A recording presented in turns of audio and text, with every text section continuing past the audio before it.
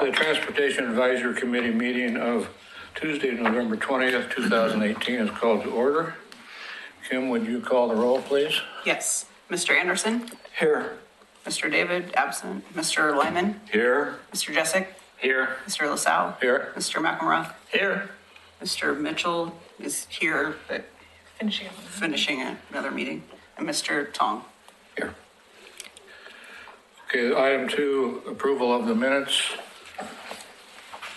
of October 16th, 2018. Does anybody have any changes or additions to those minutes they'd like to make?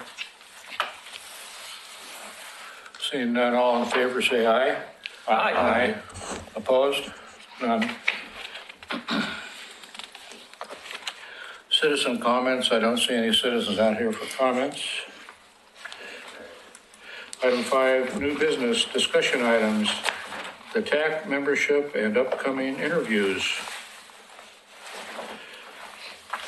And Kim, your name is on this. So I passed out the 4 applicants to each one of you, so you have a copy of, it's a redacted version of their applications. And I think the idea is that we're going to be holding interviews at the next TAC meeting in December. And about, I don't know if we hold them before, after, during, I don't know what everybody's idea is for that. Well, what we've done in the past, I don't remember the timing exactly, but we've all have a set of questions for the applicants so that all the applicants are asked the same questions. And then we just start one end or another, and each of the members will ask a question of each of the applicants. So, Okay. and we, if you don't have access to those questions, I'm sure Lisa will be able to. Yeah, and typically you do it before the 6 o'clock start time of the regular meeting. Do you typically hold the interviews before your regular meeting? Oh, okay. Yeah. We have started at like 5:30 with the interviews, and we have to start at 6 with them. So it's kind of iffy, depends on how long we think the process will take and what the agenda is for the rest of the meeting. Yeah. But Well, yeah, I think the other piece is just challenges to some of you getting here. I know some of you have a harder time getting here than others.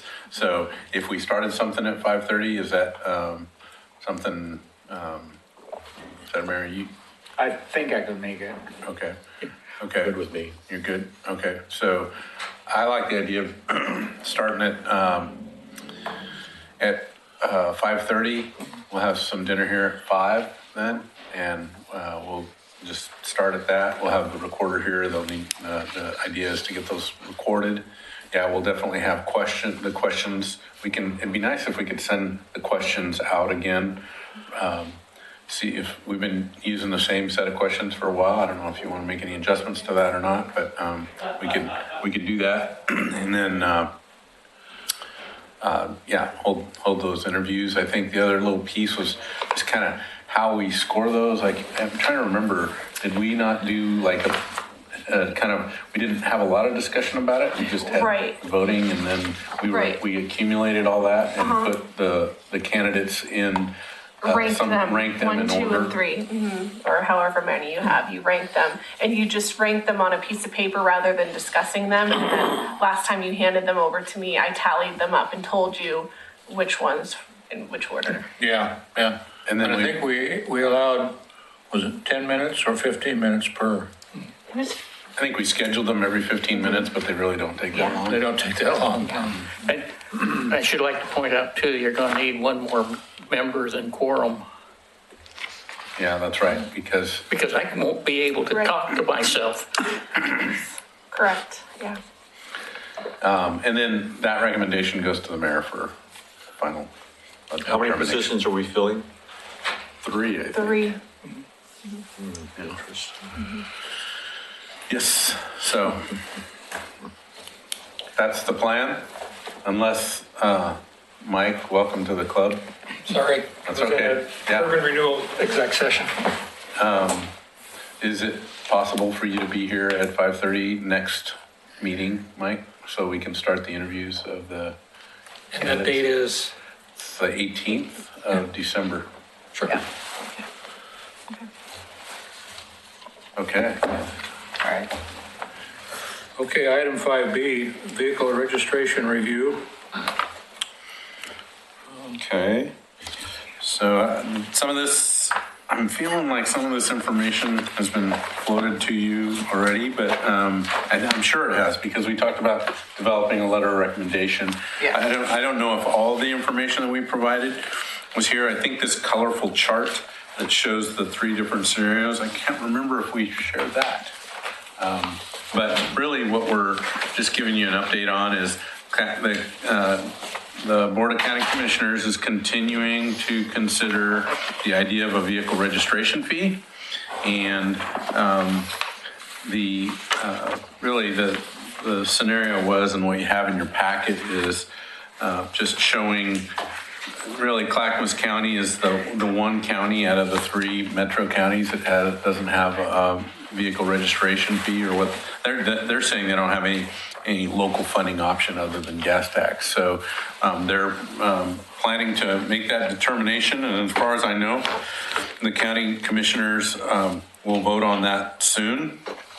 I don't have a specific date, but they were asking for letters of recommendation from the city. So the city manager put one together on behalf of, and he received permission to do that from the city commission. And then Kim, you put together a letter for the TAC as well. Correct. Yeah. So if we can get some buy-off on that tonight, then we would forward that as well. And then the piece of information that I don't necessarily think I shared last time was this colored table that shows a countywide vehicle registration fee at $30 per month, or no, I'm sorry, not $30 per month, $30 per year per vehicle. And the 3 scenarios are if the way the legislature works on vehicle registration fees, cities get 40% and counties get 60% of that share. And then, so that's the green section. And then if you look to the far left, you can see all the different cities in the county and how much their allocation would be. So if you line up Oregon City, under that scenario, Oregon City would see $690,807. That's an estimated amount for the vehicle registration fee for $30 a vehicle per day, per year. And then the next scenario is same dollar amount, same result for Oregon City, but the county was proposing to take 10% of its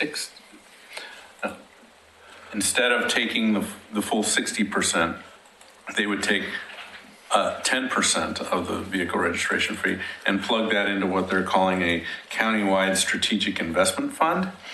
And the idea there would be to spend those on projects that generally receive a lot of support from the C4 committee, which is a Clackamas County Coordinating Committee, and they meet monthly as well, and give them an opportunity to have a little more say in how those dollars would be spent.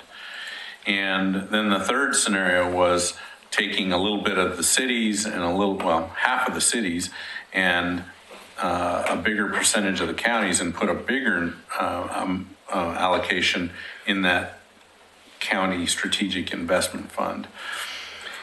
And what they talked about, there's not certainty on this, but what they talked about was that countywide strategic investment fund would be used for things, at least initially, in terms of road transfers. So in Oregon City, there's a lot of county roads inside the city limits. We have an agreement with the county whereby they're supposed to invest in those roads before they transfer them to the city. That's always been kind of a sticking point. They've always indicated that they haven't had money for that. So they were kind of planting the seed that could be one way that this strategic investment fund could be used, at least, more early in the program. Obviously, a vehicle registration fee will live throughout it'll continue. It's not a short-term or a limited term program. It's long-term. So, eventually we'd get caught up with all those. So it sounds like that fund would be pretty versatile for them. It would be a lot more versatile for them. Yeah. And I think all the cities in the room opposed that last option, to be honest with you. They didn't like that option. They would rather have the option of spending those local dollars in the cities.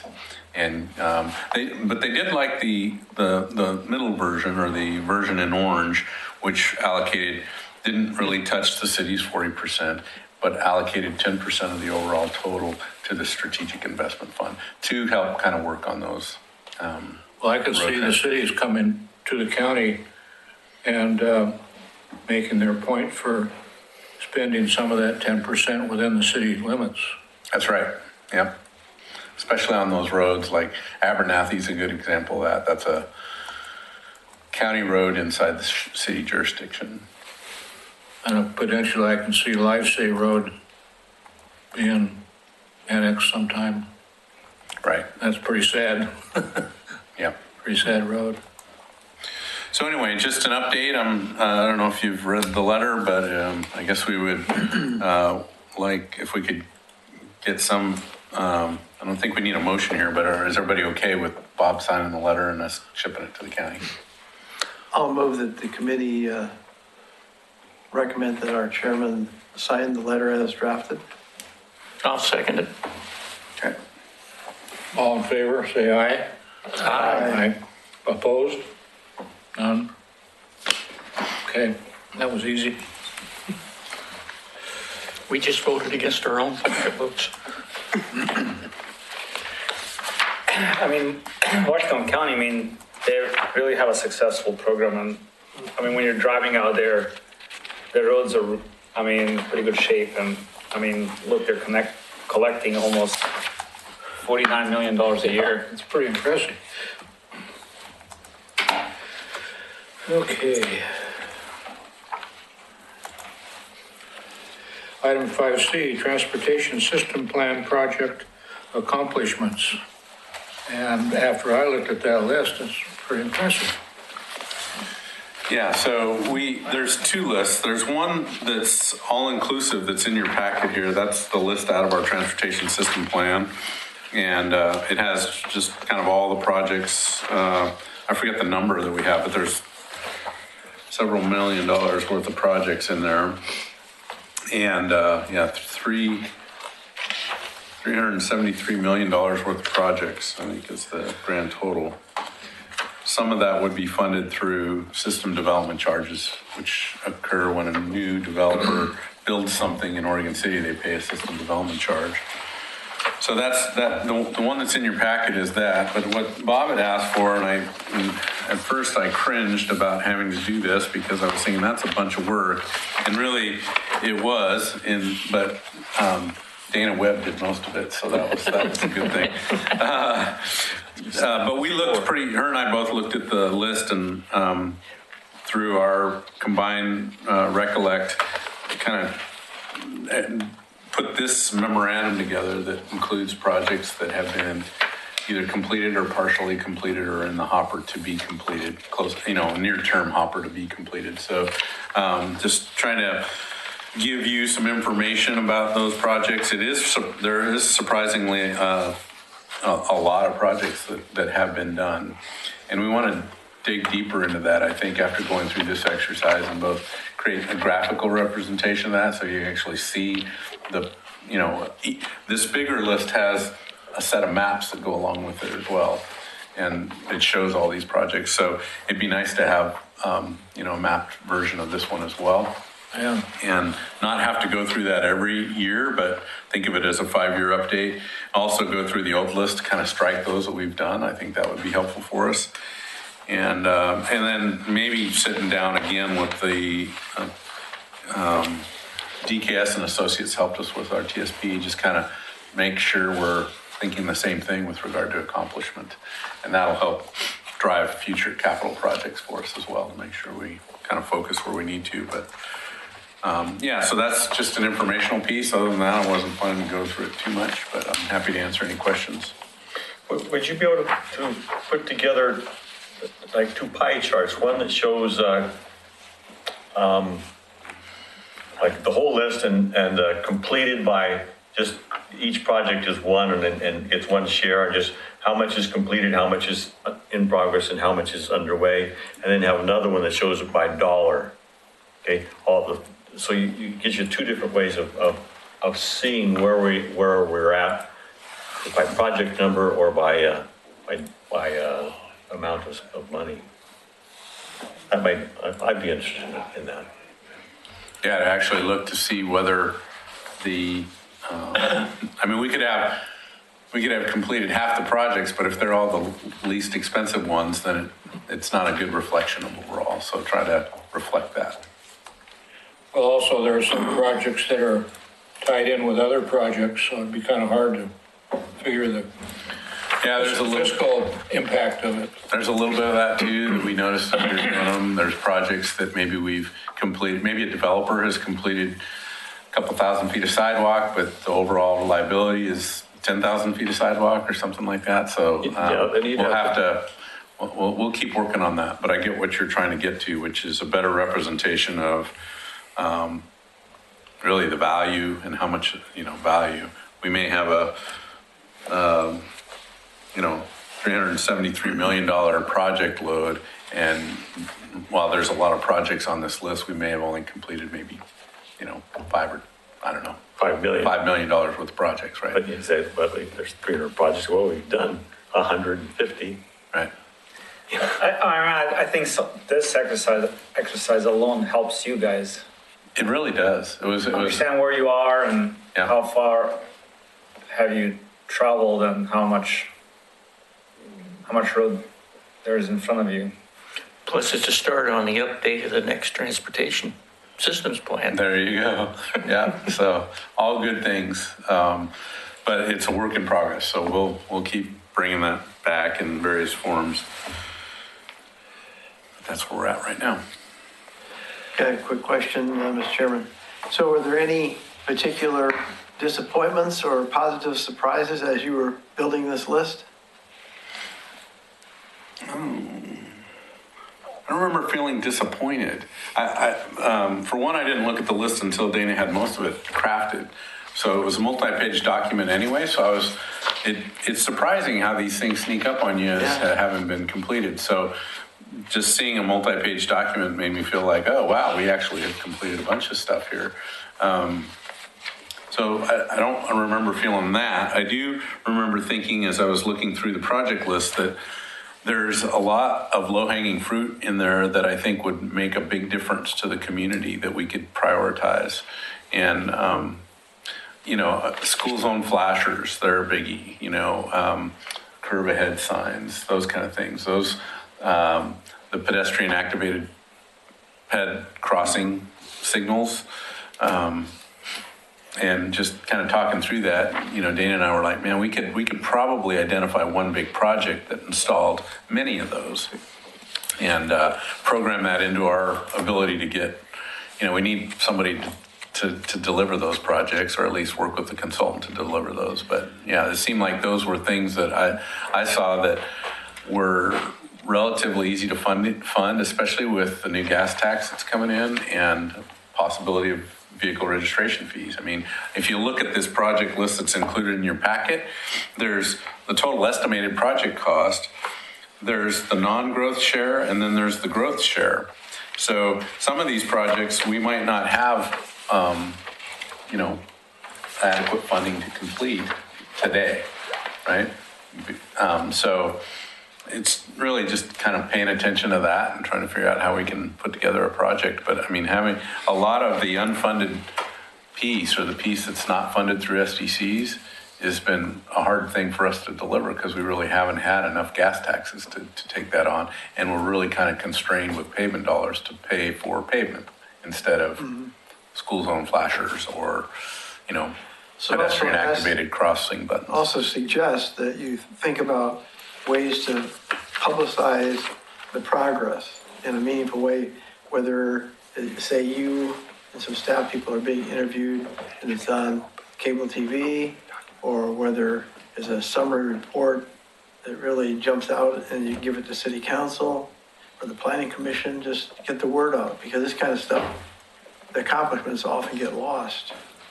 Yeah, I totally agree with that, John. I think that's a great comment because one of the things we went with at our morning staff meeting this morning was the community survey that the city just did. I don't know if any of you actually participated in that, but they presented that to us at the city commission a couple of weeks ago. And the community feels like road maintenance is their top priority for the city, right? And surprisingly, as good as our roads look from a pavement condition, there was a fair amount of feeling that, we should be doing more with road maintenance. And so, Jason and his group, I could tell them getting all cross about that, thinking, man, we do a boatload of that kind of work out there. But the reality of it is I don't think we do a great job telling people about that. So you're right. I think telling people about this kind of thing is going to become a new priority for us as well. I think your GIS group should be able to take this information and create a layer out there and put it out to the website. So you go out there and click and you'll see maybe one color is going to be projects completed and the other color projects that are on transportation master plan. So you kind of can see visually, and maybe, you could click individual. They should be able to click. It will say, okay, Washington Street speed warning system. Something like that. Exactly. Yeah. Those are all great ideas. Total city street miles, number of street miles fixed or whatever, okay? Things like that. It gives something to immediately have a comparison. Yeah. I think we do a pretty good job with the stuff that the street crew does and that we do with our pavement maintenance fees, right? And that's because when we adopted the pavement maintenance fee, they required us to do an annual report. And I remember hating that too. I remember going, why do we have to do anything? We have to answer to these people for all these crazy things that they want us to do. But the reality of it is that's been a godsend because we now pay attention to what we've accomplished and we track it from 2008 on. We've been tracking that. And you can as a citizen go online and actually click on that and you can look at it year by year or you can look at the total quantity. So doing the same thing with the TSP would be a great idea. One of the things you may want to look at too is consumer education. What does a good pavement look like? Because it may be that expectations are that everything in the world will be brand new yesterday, and a good pavement is not the same as a fresh pavement.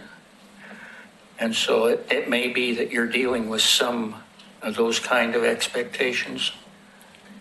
Well, I think the people probably know what good road is. It doesn't have to be brand new, but you're driving there 2-3 years old road, you could see the difference versus the one that's been paved 20 years ago. You and I know. Or maybe. It's sort of like saying, would you know a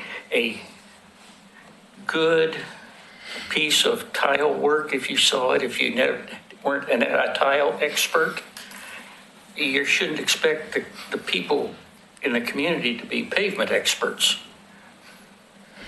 is I think where I'm trying to get to.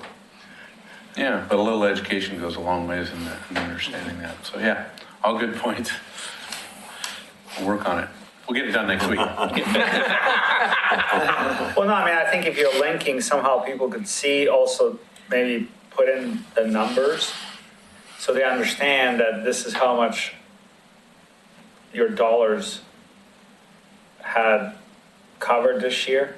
And then, maybe at some point people will say, hey, maybe you should increase or get, city gas tax or something to fund more of this stuff. Like he's right, people don't understand. They don't even have a perspective how much a mile of road costs. They don't. Right. No way. So, like you get your tax bill and go, what the heck is this? And, they don't understand, how expensive things are. So I don't know if you can link all this together somehow, I think. will help you in a long way, I think. Telling your story. That's what it's all about, isn't it? Yeah, and we can definitely do a better job with that. The other thing that was in that survey, something to keep in mind, is 70 whatever percent of people said they'd prefer to get their information from the trail news. So we can't just put it online and think people are going to find it. You know, we need to talk ourselves up in the trail news too. Yeah, I agree. That's what I do. I don't go to the website. I just read that little thing. I agree. Yeah, I think it's, I mean, we talked about that this morning too, which is trying to write articles, meaningful articles that people want to read and care to read, and yeah. And we're doing a lot. The second option was social media, right? People like to get their news through social media, and I think we're seeing more and more with Kristen Brown as our public, and Lisa's been helping while she's on maternity leave, but trying to get, you know, short blurbs about important things out via social media. So, and I know you guys all use Twitter and LinkedIn.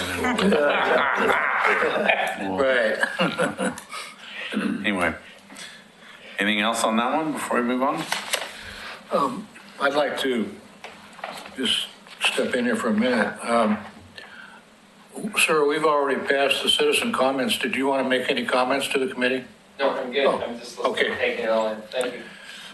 The Yeah, next item actually, is- I need to introduce both Jason and Wes works for us. Wes is in the street department as well. So Oh. Wes Wilson is on our street crew. Oh, okay. And Jason is our new street supervisor. So he's, actually it's transportation. I got to remember this now. Transportation maintenance manager. Transportation maintenance manager. So It's changed. I think operations is in there somewhere. Somewhere in there, operations. So anyway, Jason was planning to come here and speak, but Wes is stepping in, I think. Isn't it right? Wes? No? I'm good at this. All right. Yeah.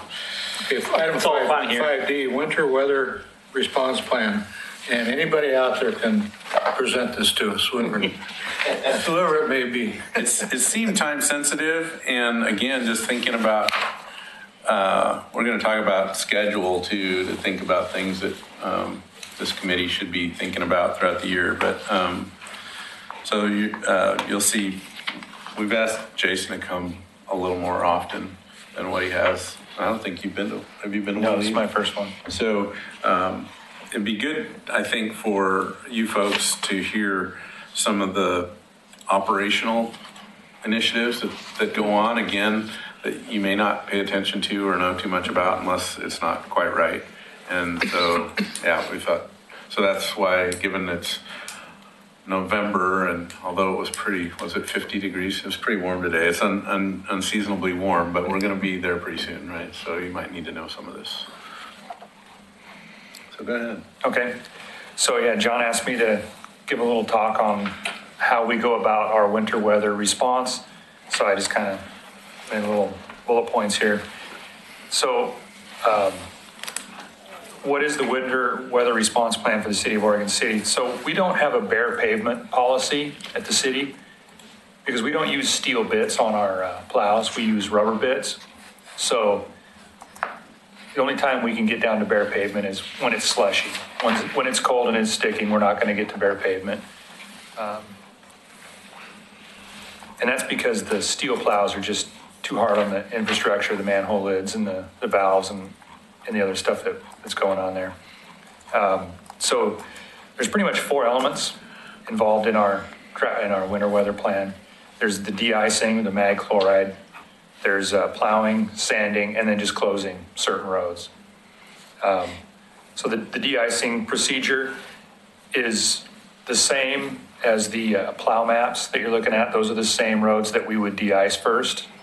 They're used, it says winter weather response map, plowing and de-icing priorities. So they're the same priority for plowing or de-icing. With the one change is the closed roads, we de-ice and not close until the snow gets there. And then we do it 2 ways. We either do it proactively or reactively for de-ice. Proactively, we go out if if the temperature is predicted to go freezing, we'll go out and de-ice unless it's raining. If it's raining, then we have to wait till the rain stops. And then we pretty much go reactively. And the police sergeants and the captains have my phone number, and they have another member of my crew, Gabe Camacho, and they'll call us once they get to that freezing point. It doesn't do any good for us to just sit in the wasting time till 3 o'clock in the morning when it starts to freeze. So that's kind of how we do it when it's raining. If it's not raining and it's predicted to get cold, we'll go out and put it down during work hours, put the mag chloride down. The key there is if it's likely to rain, we won't place de-icer because it just washes down the drain. So if the event is one of those that starts in rain and slowly moves to snow, that's where our de-icer program doesn't do much for us, right? So, the temperature as it ramps up is, it's nice when it's dry and it's cold and then it snows, right? Then you can count on that de-icer to really be effective. Yeah, a lot of our events come in just like John's saying though. It's raining, it's raining, it's raining, now it's snowing. So there's really no availability to put de-ice down. De-ice is more for the frost where it's been 28 degrees and you might get a hard frost in the corners or something and on the hills. That's where the de-ice really helps out.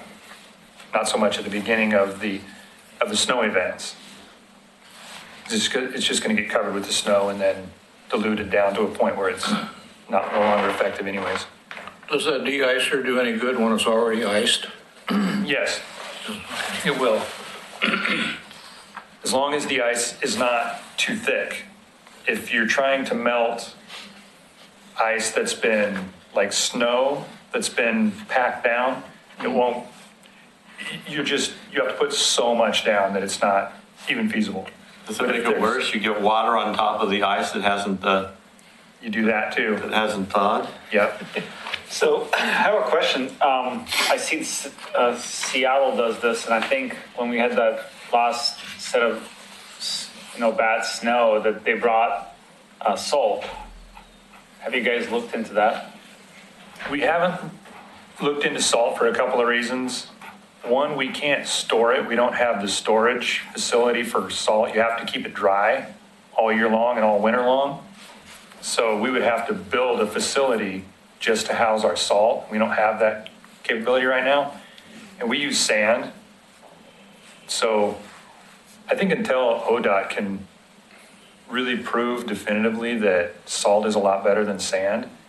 And another problem that ODOT doesn't have to worry about with salt is their sidewalks. When you salt, you explode your sidewalks. So you put down a new sidewalk and you put salt on it, you can wreck your sidewalks with salt. You'll see that. And it really it irritates me when I see a business owner that goes out and puts salt on a brand new sidewalk in front of their business, and you can tell which business and homeowners have done it. At the end of the year, you'll go by and there'll be gaps where the top is in the aggregate, even some of the aggregate pops out, and that's from salt. I don't know, I was born and lived in Sarajevo, Bosnia, and we used salt all the time, otherwise you wouldn't be able to move around. I mean, it was snow all the time. And I know they use it in the Midwest, and I think they're prepared to use it in the Midwest, where we're not prepared to use it right now. Well, in the Midwest, their cars only last about 10 years too. They rust out from the salt. I do think it is a balance between, deterioration of other things, streetlights, cars, sidewalks, Lawns. equipment, distribution equipment. I mean, I don't know, are you going to talk about equipment at all? Yeah, just a little bit. I'll just touch on what we have, But I mean, all those things kind of lend themselves to that. I think ODOT's in a better position to kind of take that on and figure out if that's a new method. One of the other things is where we get our de-icer from is usually through an ODOT supply. We've got a few hundred gallons of it and we store that. But if they were to completely convert to salt, I'm not quite sure how that would work for us, but. I do, lately I've been buying the mag chloride through a company out of Wyoming on the Oregon, Okay. on the state contract, because ODOT doesn't want to deal with us anymore. They don't want to have to deal with the small guys distributing to the small people. They don't want to deal with that anymore. Yeah. So I think these winter weather response maps came into play 4 or 5 years ago.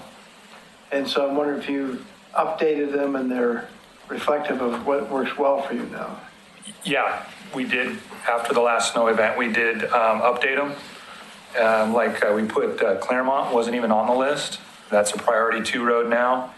And then my map's really small, but it's up on the Holcomb, you got that little neighborhood down in there. That wasn't on the list, but that's now a priority 1 neighborhood. I think it's, That's Bob's neighborhood. Yeah, Well, that's why they go out there. I put my driveway in there.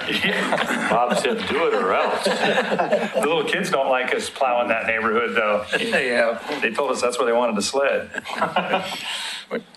The Oak Tree Terrace Road down in there. But yeah, no, we did every year. We kind of look at what worked, what didn't work, kind of talk to the police on where they're seeing a lot of accidents, where vehicles are getting stuck, and then update the maps. can you briefly touch on how much snow event it takes in order to get you guys activated? Because we don't normally get much around here. Takes about an inch or 2. And depending on what the weather forecast is from there. We get an inch or 2, it starts to come down, you get that inch. If it's just gonna be that, then we'll deploy our smaller trucks with our smaller plows just to get it off the road. If it's gonna be a prolonged event, then we'll deploy the 10-yard and 8-yard trucks with the bigger plows, and then also the smaller trucks. Just kind of depends on the what the event's going to be. Now, those plows, you put them on the trucks, but for the rest of the year, are those trucks used for other purposes? Yes, the 2 trucks that we plow with haul asphalt all summer long. Oh, okay. But I mean, you just take them off. I mean, you just, once you know the forecast is coming, they set them up. And then I think once the event is over, they take them off. This time of year, we have one of our trucks, our biggest truck, is totally chained up with the sander in the back of it and the plow on the front of it, and just sitting and waiting because we can't pave. We don't have any other really need for it right now. So, and we have other trucks within the city, other 10-yard trucks, where if we had a mudslide or we had a big event that we could borrow from the other departments. So we have one, our biggest truck is chained up, ready to go. Are there any county roads or streets that you plow or treat The only within the one. city limits? We do plow South End, and that's mainly just because I tell the guys, when you're going somewhere, go with your plow down. So if you're going, and we close on a big snow event, we close Center Street. So to get to the neighborhoods up on the South End side of town, you're pretty much going up South End. So if it's snowing and you're going up there, you might as well go with your plow down. Has there ever been any thought, I know that the county does our striping, street striping for us. Has there anybody ever thought about maybe trading some time, since we plow sometimes, which is their responsibility, trade that for some striping? Well, we always think about those kind of things. We always try to figure out how to, get a little something out of the county. But I think, it's clear during those times, especially since they, go high at much higher elevations in the county, that their hands are pretty, they're pretty busy at that time of year.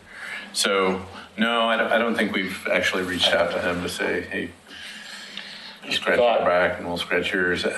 Yeah, I just think it's part of the deal. I mean, we get that kind of thing from the county anyway. If we need equipment or signs, they're pretty helpful with us, so. Yeah. Okay. So you have 4 weather response routes. Can you knock out all 4 of them in one day? Yeah. Well, it depends on, I would say yes, we can, but it depends on how heavy it's snowing. Okay. If it's snowing, just coming down hard, sometimes the only thing you can do is just tandem plow and just plow the red roads. You might never get off. Yeah, You might never get to the yellow and the green. You might just be on priority 1 roads just to keep, Malala Avenue and Washington and Holcomb and just to keep traffic able to move on those roads. thank you. Do you have anything else? We pretty much covered the plowing procedures. Oh, the equipment that we do have is we have a 10-yard dump truck with a plow and sander that's all chained up. We have an 8-yard dump truck with a plow and a fairly antiquated sander that I don't even really like to use. And we have an F450 dump truck with a plow and a sander in it. Another F450 dump truck with a plow, no sander for that one. And we de-ice with just a regular pickup truck with a 150-gallon tank of de-ice. And 150 gallons will get about all of the red roads. That's about what you can do with 150 gallons. And to give you an idea what that costs, we're paying about 80 cents a gallon for de-ice right now. That's a much longer period or much better coverage than I ever dreamed it would be. Get all the red in one truckload, that's. And you have 300 gallons on hand? We've got more than that. Oh, that's what I thought I heard you say. Right now we have, our capacity is about 7,000 gallons. Okay. So on a typical winter, how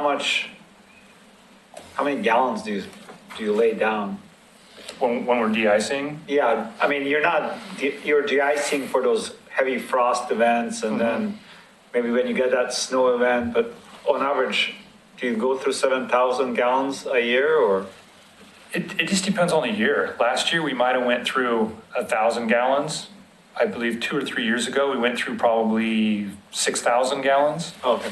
It kind of depends on the year and and people ask me a lot of times, is it going to be a bad year? Well, a bad winter year is based off of a 3-day snow event. If we have a 4-day event that drops 2 feet of snow in Portland, it's a terrible winter year. But overall, maybe it was actually not a bad year. It was just those 4 days and everybody remembers that and it was a bad year. So, kind of.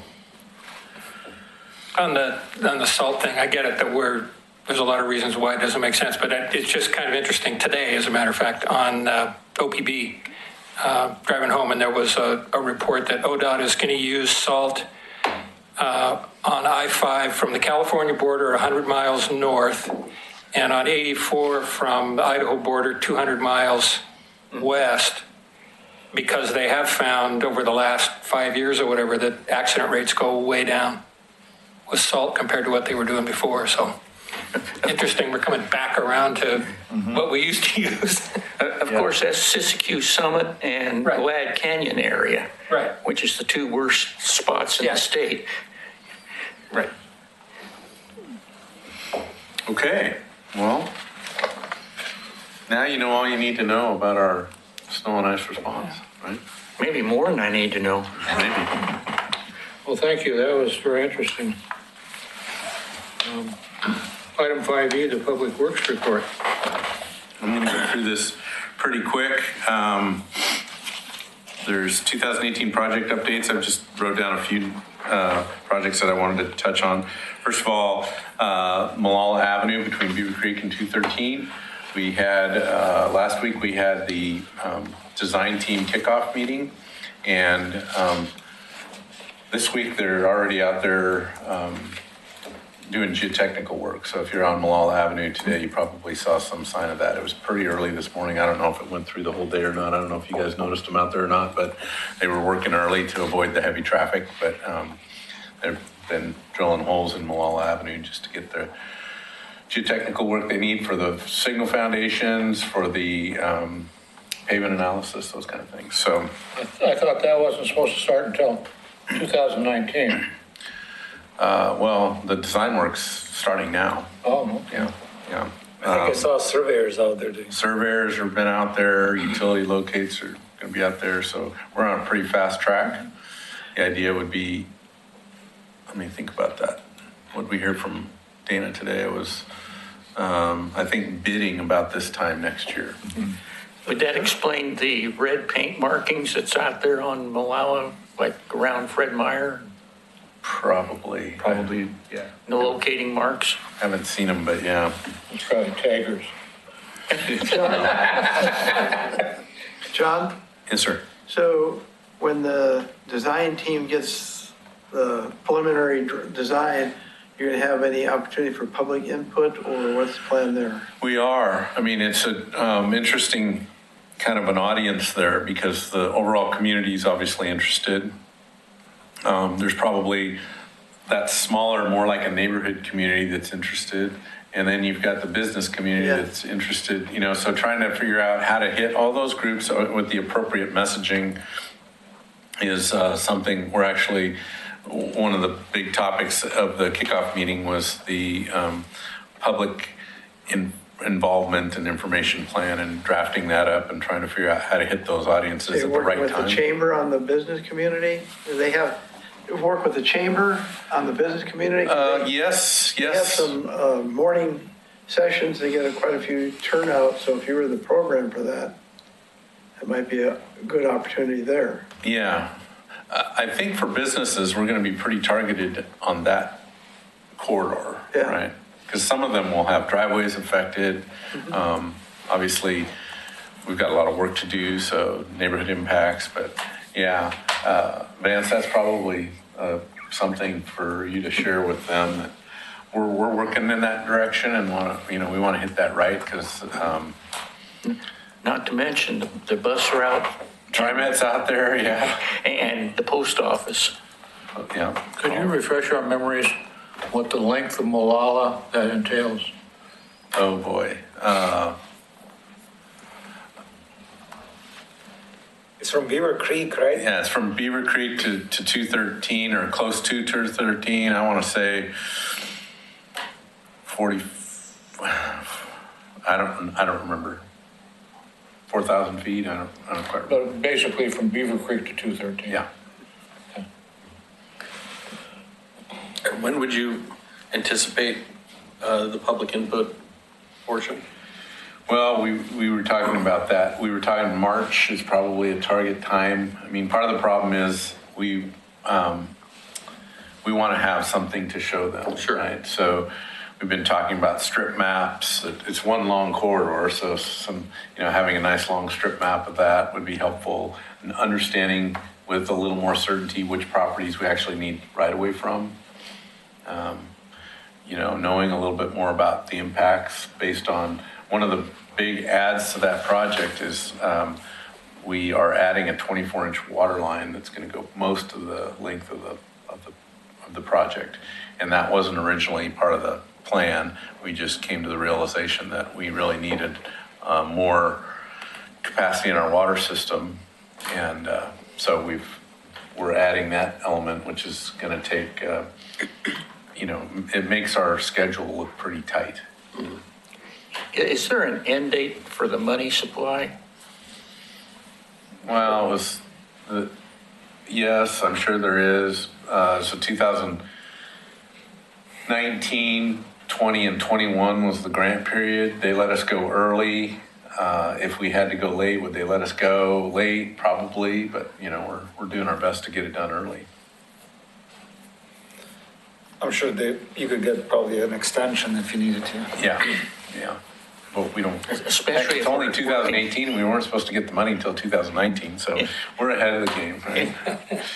The other one, Myers Road, not much change there. Still kind of waiting on property acquisition on that one, but that's kind of in the works. Washington Street, the 12th, the signal at 12th, all that work is done basically, but there's more to that doesn't necessarily isn't something that you'll necessarily notice in the form of backhoes and construction, but we've been doing traffic turn movement counts at those locations through the signals, and so we're pulling all that information. The end game is to have signals between 17th or Abernathy and really this new signal at 12th, have all those coordinated, right? So there's a little more efficiency along there. And in order to get that, they wanted to get some, just let the signals kind of do their thing and figure out where all those turning movements were so that they could get the phasing plan right for those signals. So that's coming along pretty soon. Would that get coordinated up with 7th Street? We don't have signal interconnect between there and 7th Street. So we've got it all the way down the hill, but not at 7th. Gee, couldn't we put it up the hill? Well, it's only money. I know. So right now we don't have a plan for that, Henry. And then we are in the process. We've hired a consultant. I don't know if you guys realize this, but one of the city commission's goals is a quiet zone in the downtown area. So we have kind of been working through Union Pacific and ODOT Rail. Hadn't been making a lot of progress there, so we've hired a consultant who does a lot of work with those two agencies, or through ODOT Rail and through Union Pacific. And so the quiet zone in Oregon City affects the intersection of 10th and Railroad and the intersection of 11th and Railroad. Most of you probably don't, all of you know where, know the intersection of 10th and Railroad, but 11th is basically a dead end road that has, you can drive up to on either side of the tracks and you can walk across, but you can't drive through. And so, quiet zones are about allowing a train to go through town without blazing its horns. And in order for the Union Pacific and really Federal Rail and even ODOT Rail to give us authorization to do that, we've got to really improve those locations, those crossing locations. So they're both pretty physically constrained by, well, especially 10th and Main. There's not a lot of options there for what we could do kind of geometrically, but there are some things that we could do there. And so we're looking at that. We've hired this consultant and we're seeking out a surveyor to do some of the survey work. And then the idea would be to come up with a plan, figure out how much that was going to cost, and then find out if that still remains a goal for the city commission, because it may be fairly expensive. So that's underway. Jason's wanting to move forward on the preventative maintenance list for 2019. So that's kind of things like slurry seals and chip seals. The 2018 pavement maintenance project, Jason inherited that one from Matt when he left, and it's pretty much wrapped up. We've got some punch list work to do, some of the things that you guys talked about while we were having dinner back there with signs and striping and those kind of things. We're also struggling a little bit with South 2nd. I don't know if you noticed it or not, but we changed the road grade of South 2nd between Center and High Street, and we took out kind of a abrupt hump in that road.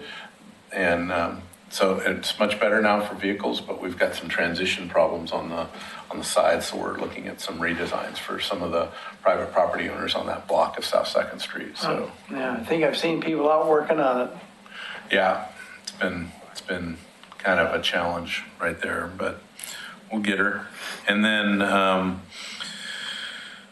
we're also moving forward with our 5-year pavement maintenance plan update. So we've got about a year left in that, but we wanted to get it updated. So we're going to do that a little early. So that's something that's out there. Other than that, unless you have questions about projects, there's a lot going on, but transportation's kind of winding down for this year. National Night Out, that's the next item. So I know a few of you met to talk about National Night Out, and Bob reported to us some of the conversation about that and some of the ideas that you guys had, all of which sounded good. I think there's a couple things. One was just kind of how do we work with the CIC, I think, in talking to Laura. Right, what we've been doing at the National Night Out is kind of sharing a booth with CIC And this year it was lightly attended by the CIC, so it kind of was a question about whether or not we should continue to partner with them. And so that's still a question out there, but they do have a intent to do more, they'd like to do more community engagement as well. So I don't know if we should give up on them yet, but I think the one piece that might really kind of change all of our plans is what the police department is really going to do next year with their National Night Out. It sounds like they're wanting to change that, both because I think it's going in a different direction for them and because they're hoping to be working on that site with their new build, right? So I think there's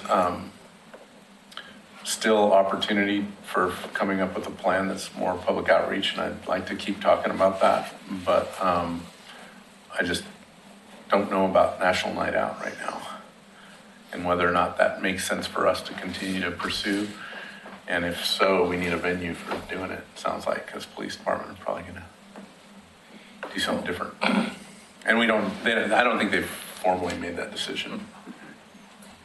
Well, Ed was going to give a presentation on the possibilities of the night out. Do you have any? Well, when we met last, we were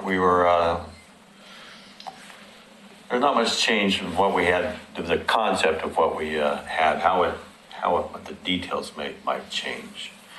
But we were very concerned about getting the venue and being able to partner with some, because we couldn't support doing something of our own. So that's really where we're at, is waiting to see how we can partner, and then we can put together the presentation, which will need some help from data-wise from Public Works. Yeah. I really think if we did something and the police were going to do the same thing, focusing something on pedestrian safety, there's a lot of kids there. The school district they are moving forward with their Safe Routes to School program for Gardner Middle School. So I think, and it's, finding the right handouts and programs for, it's definitely the way it's done right now, pretty child-centric. So if we could have maybe some pedestrian activated button kind of a thing where, in order to cross from one side of the area to the other, you actually require them to hit a ped button or something like that. I don't know. We could work on that. But at this point, it's a little early. Well, I think that our ideas of getting information to the individual or in relation to the individual neighborhoods is valid. Everybody that I've kind of bounced it off of said, yeah, that's a pretty good idea. You're getting information to people that they would be interested in regard to their own neighborhoods. But I think what you just told us now is that we're in kind of limbo as far as what the police department is going to come up with.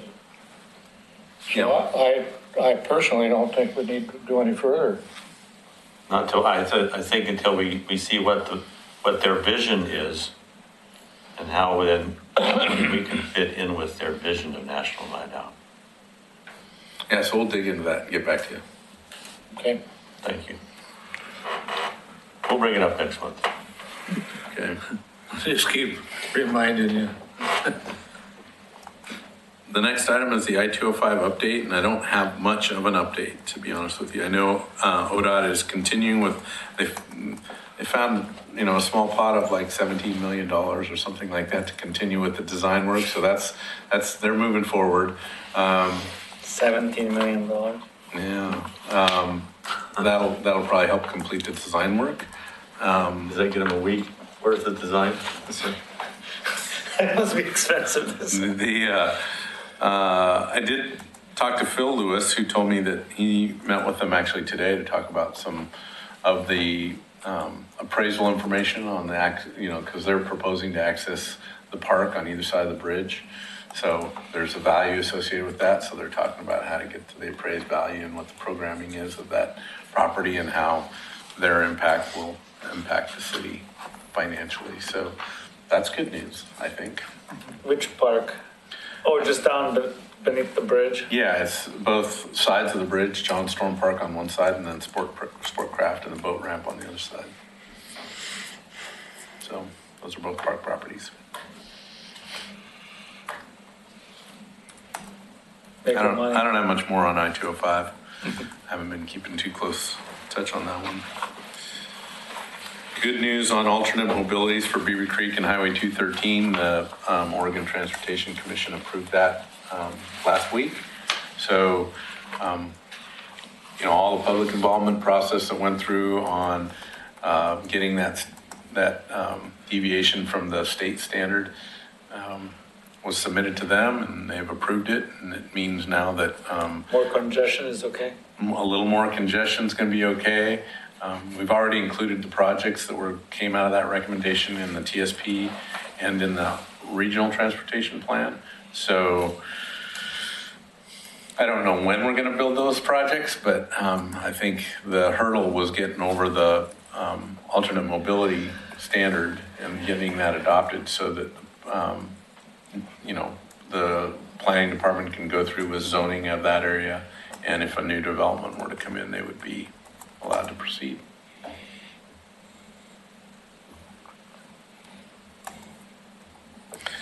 And last but not least, in your agenda packet is the 2019 preview of a variety of topics.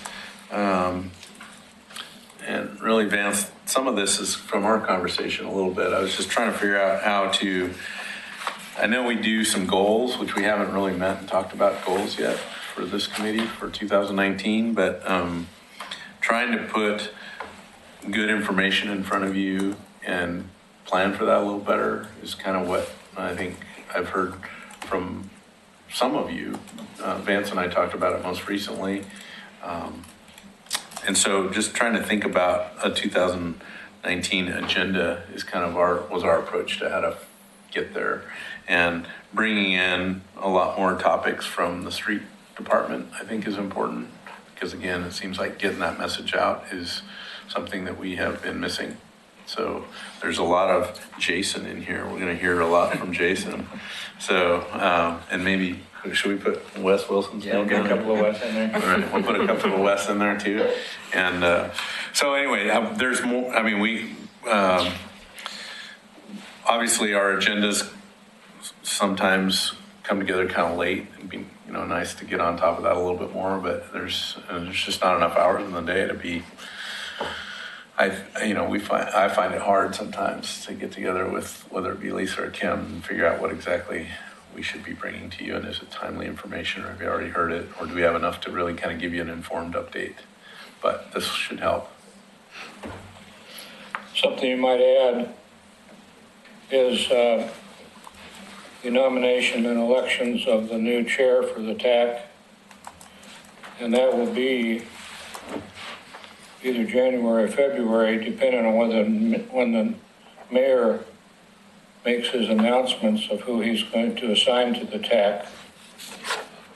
As our latest TAC bylaws change, you remember that we decided to have the nomination and elections of the new chair the meeting immediately following the mayor's assignments.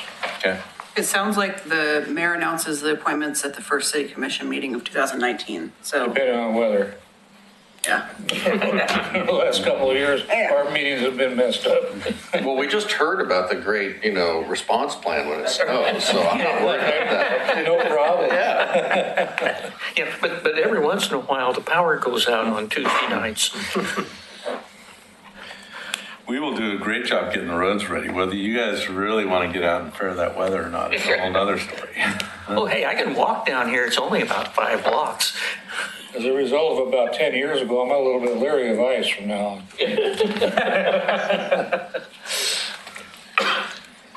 Okay, does anybody have any future agenda items that they would like to add to that list? I just noticed there's one more item in here. Yeah, Oh, I'm sorry, the Oregon Passenger Rail Draft Environmental Impact Statement.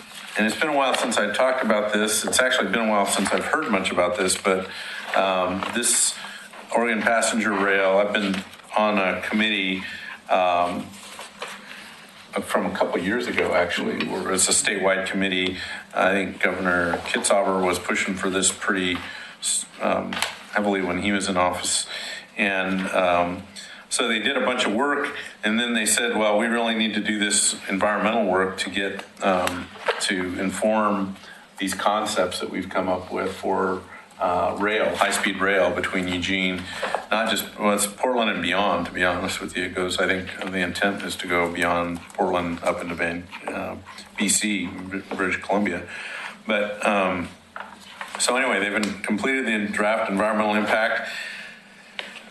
I didn't look through this too much other than to note that there's an Oregon City open house on November 29th from 4:30 to 6:30 at the Pioneer Community Center. So I do think that that would be a good meeting for TAC members to attend. I'm going to try and get there. And I When they guess say high speed, what is the speed? Amtrak speed? I think because of the rail that they're putting it on, they really, I think the fastest they could go would be 79 miles an hour. 70? 79. You know, and I just, that'd take a lot of infrastructure upgrades to do that, at least through Oregon City. So I would hate the rumor to be that trains are going to be coming through Oregon City at 79 miles an hour, but they might go between Eugene and Salem. There might be a good stretch of new track there where they could go pretty fast. The last I heard is that they would try to get to Oregon City, but they're going to have to slow down at Oregon City and through the Portland metro area until they get north of Vancouver, and then they can speed up again, pick it up again. But they've got several obstacles, 10th Street being the one that Oregon City's concerned about, and also a 100-year-old bridge across the Columbia River. Maybe they should give a Tesla a call. Yeah, I mean, that number, it's being recorded, but hopefully nobody's watching that. Because, I don't know the speed, but I know in Oregon City, supposedly our rail system is rated at 79 miles an hour, but I don't think we've ever seen a train going that fast. That's just the federal max for trains. That's the federal max, yeah.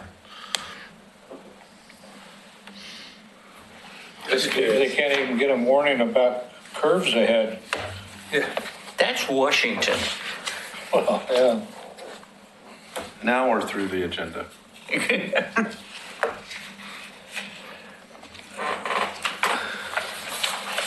Anybody have any future agenda items they'd like to add? Okay, any other comments from anybody for any reason whatsoever? Okay, this meeting is adjourned.